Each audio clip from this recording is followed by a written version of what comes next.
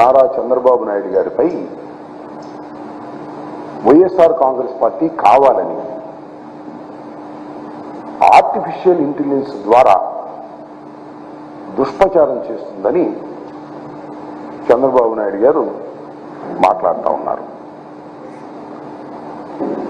YSR Congress party ఓటమి భయంతోనే ఈ రకమైనటువంటి దుష్ప్రచారాన్ని వైఎస్ఆర్ కాంగ్రెస్ పార్టీ చేస్తుందనేటువంటి మాట నారా చంద్రబాబు నాయుడు గారు పదే పదే మాట్లాడుతూ ఉన్నారు.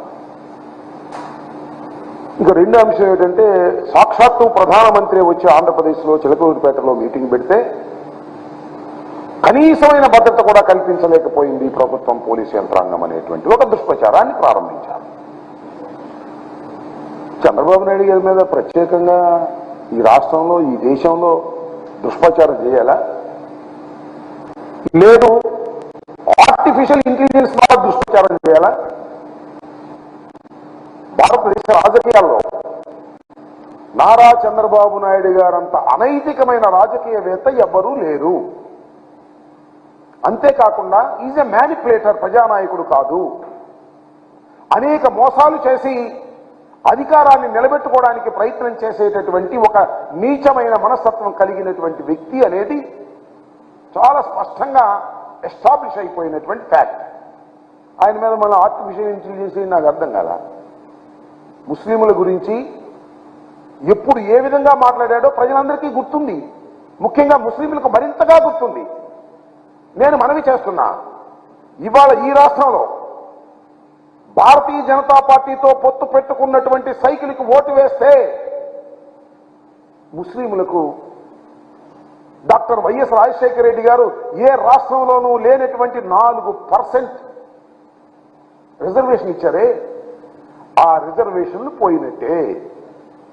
రిజర్వేషన్లు కొనసాగాలి. రాజశేఖర రెడ్డి గారు ఇచ్చినటువంటి రిజర్వేషన్లు అంటే ఫ్యాన్ గుర్తుకు ఓటేయాలి.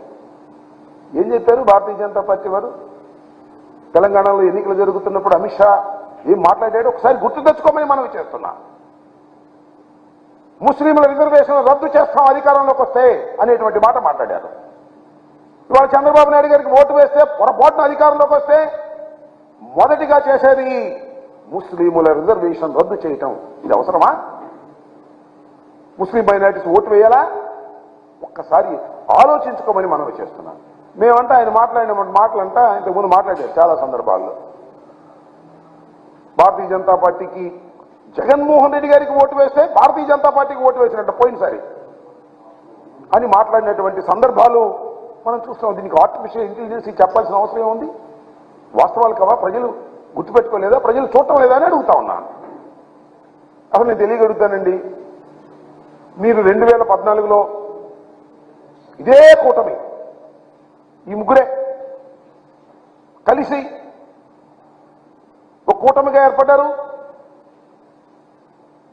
ఎన్డీఏ అధికారంలోకి వచ్చింది, మీరు కూడా ఇక్కడ అధికారంలోకి వచ్చారు. మీరు అధికారంలోకి తీసుకొచ్చిన పాపానికి ఆంధ్ర రాష్ట్రాన్ని ఎంత గందరగోళం చేశారో ఒకసారి ఆలోచించుకోమని మనం చేస్తున్నాం. మీరు ఎన్ని దుర్భాషలు ఆడుకున్నారో నేను ప్రత్యేకంగా చెప్పాలా? మోడీ గారిని మీరేమన్నారో, మిమ్మల్ని మోడీ గారు ఏమన్నారో, మీ ఇద్దరిని పవన్ కళ్యాణ్ గారు ఏమన్నారో, ఎంతగా దుర్భాషలు ఆడుకున్నారో, ఎంతగా కొట్టుకున్నారో, ఎంతగా నీచంగా మాట్లాడుకున్నారో అది ఆర్టిఫిషియల్ ఇంటెలిజెన్సేనా కాదా? ఒకళ్ళొకళ్ళు తిట్టుకున్న మాట వాస్తవం కాదా? ఒకళ్ళొకళ్ళు దూషించుకున్న మాట వాస్తవం కాదా? ఆ మాటలను నేను ఇప్పుడు చెప్పాలా? మోడీ గారిని మీరేమన్నారో మర్చిపోయారా? మోడీ గారు మిమ్మల్ని ఏమన్నారో మర్చిపోయారా? పవన్ కళ్యాణ్ గారు ఏమన్నారో పాచిపోయిన లడ్డూలని అన్నమాట మర్చిపోయారా? ఇవన్నీ ఆర్టిఫిషియల్ ఇంటెలిజెన్సీతో వచ్చినాయి.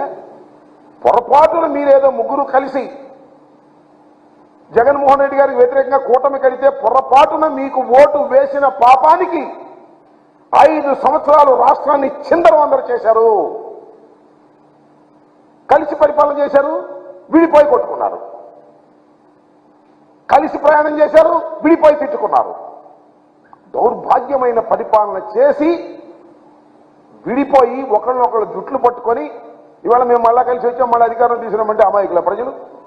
ముఖ్యంగా ఆంధ్ర రాష్ట్ర ప్రజల అమాయకుల ఒకసారి మీ పరిపాలన చూశారే, మీ కుమ్ములాట్లు చూశారే, చూసిన తర్వాత మళ్ళా తిరిగి ఈ కూటమికి ఓటు వేసేటటువంటి పరిస్థితి రాష్ట్రంలో లేదని చాలా స్పష్టంగా అర్థమైపోవట్లేదా?